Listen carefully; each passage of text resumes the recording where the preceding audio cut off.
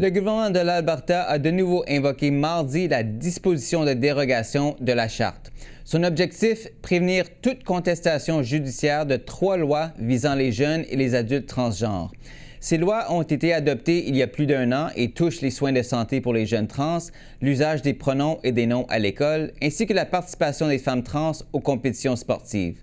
C'est la deuxième fois en moins d'1 mois que le gouvernement de Danielle Smith fait appel à cette disposition, soutenant qu'il n'avait pas d'autre choix selon elle, le bien-être des enfants est en jeu, un argument qui soulève l'indignation des groupes de défense des personnes LGBTQ+. Pour en discuter, je reçois Frédéric Boily, professeur de sciences politiques à l'Université de l'Alberta. Bonsoir, M. Boily. Bonsoir.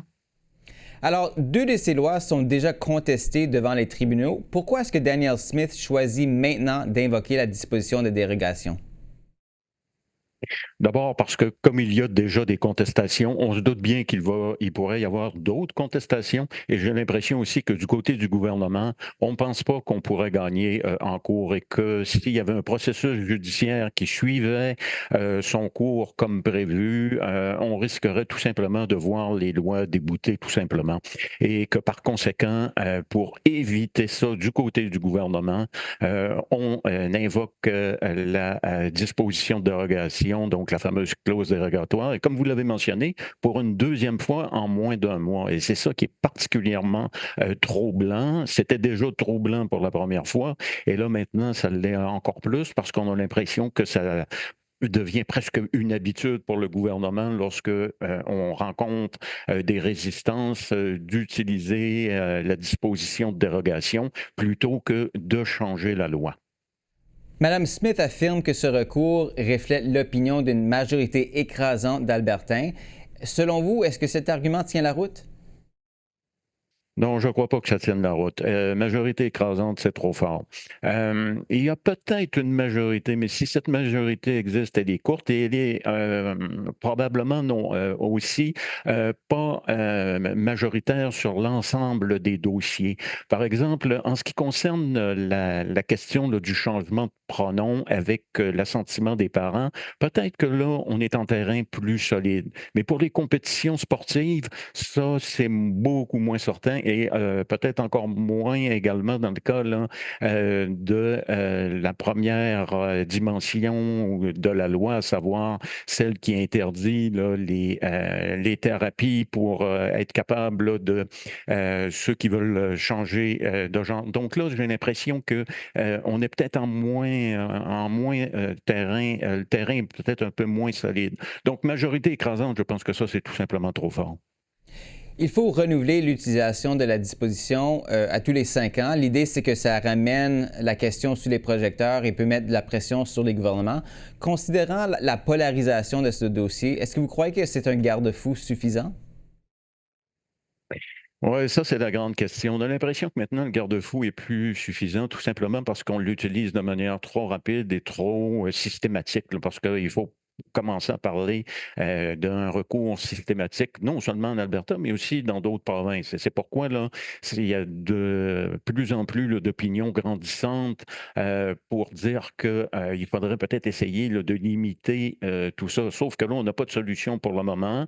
Ça va peut-être être probablement discuté par la Cour suprême. On va voir quelles vont être les décisions des cours sur ce sujet. Mais néanmoins aussi, il y a la pression politique qui, elle, peut continuer aussi à se manifester. C'est-à-dire, comme vous l'avez mentionné, renouvelable aux 5 ans, mais il va y avoir une élection provinciale avant 5 ans. Et donc, c'est peut-être là aussi où ça va se jouer.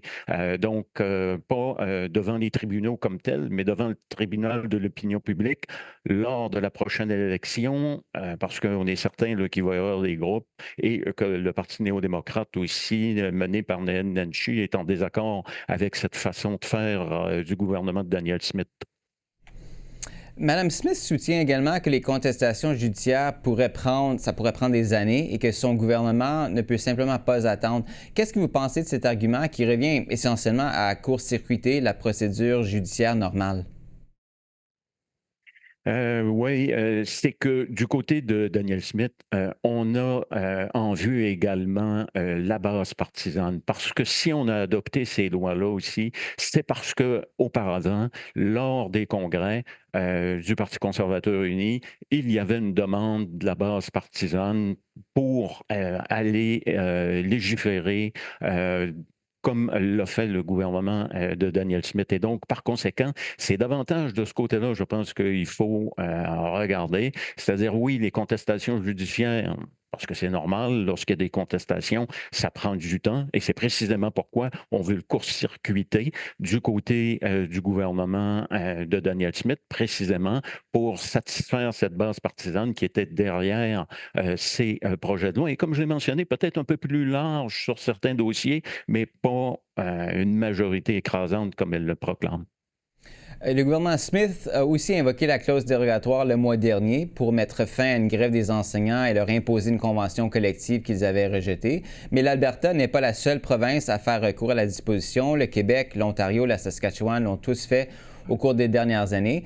Qu'est-ce qu'on doit comprendre de cette tendance? Est-ce qu'on vient en fait banaliser l'utilisation de la disposition? Oui, banalisation et systématisation, comme je l'ai mentionné tout à l'heure. J'aurais presque envie de dire que maintenant, on est au temps du fédéralisme de la dérogation, c'est-à-dire qu'on a des gouvernements provinciaux qui auparavant n'utilisaient pas vraiment cette clause. C'était pas un outil que les gouvernements provinciaux étaient prêts à utiliser aussi facilement et de manière aussi systématique. Et là, maintenant, ça se fait davantage. Ce qu'il faut regarder, c'est du côté aussi la réaction éventuellement du côté du gouvernement fédéral. Est-ce qu'on ne voudra pas réagir du côté du gouvernement libéral ou essayer du moins de critiquer cette utilisation-là? Pour le moment, on voit que c'est un peu incertain du côté du gouvernement fédéral, même si on s'est joint au recours qui est contre la loi 22 au Québec. Donc, il y a encore beaucoup de marge de manœuvre pour les gouvernements provinciaux, mais aussi une marge de manœuvre là, qui devra rencontrer peut-être éventuellement l'opposition plus ferme du gouvernement fédéral. Frédéric Boily, merci beaucoup d'avoir été avec nous ce soir. Bonne soirée.